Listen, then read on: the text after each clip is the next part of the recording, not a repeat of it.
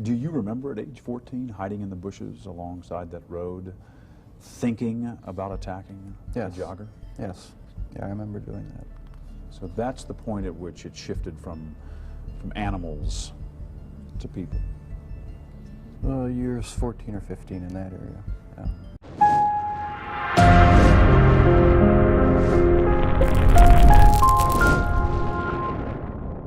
The house was empty. Jeffrey's parents had recently divorced, and he was home alone. I wish I just kept on going, but I didn't. I turned around, picked him up, and that's when the nightmare became a reality. What happened after you took him to the house? We talked, had some drinks.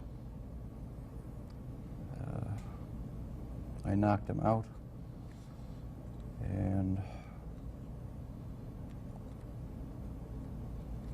that was the first time. Was this about some kind of desire to keep these people with you, not to be abandoned, not to have them leave? I think that did play into it, but there was a big element of wanting complete control over someone, total control, not having to consider their wishes, being able to keep them there as long as I wanted, and that was a big part of it. Lust played a big part of it, controlling lust. Once it happened the first time, it just seemed like it had control of my life from there on end. It was a major part of my thinking from then on. Did you want to try to stop? Yes, I tried. I tried to stop. And the killing did stop, for a while. But Jeffrey says in 1984, while living here at his grandmother's house in Milwaukee, his violent compulsions consumed him once again. One night, cruising these bars in downtown Milwaukee, he met a young man and took him to this hotel. I had put some sleeping pills in his drink to render him unconscious, and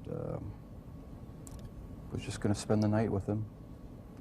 When I woke up in the morning, my forearms were bruised, and his chest was bruised, and blood was coming out of his mouth.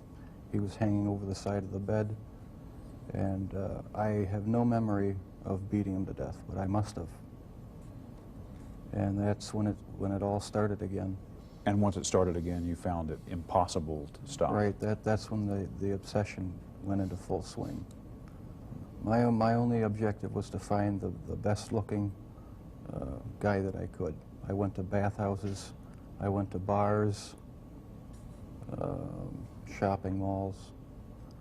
Their sexual preference didn't matter to me. Was it the killing that excited you, or is it what happened after the killing? No, the killing was just a means to an end.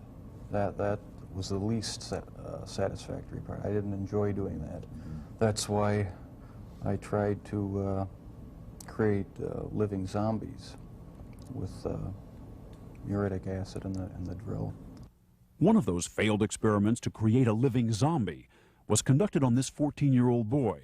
Jeffrey had drilled a hole in his head and poured in acid, a crude attempt at lobotomy that none of his victims survived. No, the killing wasn't the objective. I just wanted to have the person under my complete control to do with as I wanted. It's not easy to say that, but that's what the motive was.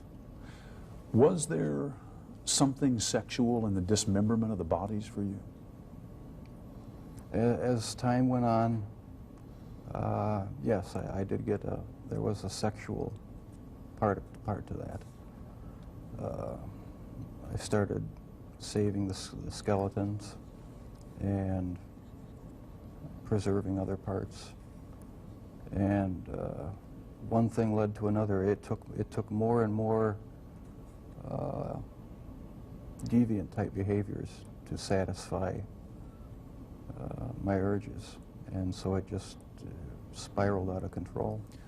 Why the cannibalism? That was another step. It made me feel like they were a permanent part of me. Besides the just mere curiosity of what it would be like, it made them feel that they were a part of me, and it gave me a sexual satisfaction to do that. I didn't have to be accountable to anybody. I felt that I could keep it in my own secret little world, keep everything under control, and would never have to deal with the consequences. And so things just progressed from bad to worse. Your dad has wondered about all kinds of things, from the medication that your mom was on during her pregnancy, to the fact that you were exposed to violent arguments in the home from an early age and continuing, to the possibility that he might have passed on some genetic propensity for obsession or violent behavior. Does any of that ring true to you? I can see why he'd wonder about those things, but as far as I'm concerned, they're all excuses. I feel it's wrong for people who commit crimes to try to shift the blame onto somebody else, onto their parents or onto their upbringing or living circumstances. I think that's just a cop-out. I take full responsibility. How do you feel about what you did? I'm glad that it's over. There's nothing, any words I say to the victims' families are just going to seem trite and empty. I don't know how to express the regret, sorrow,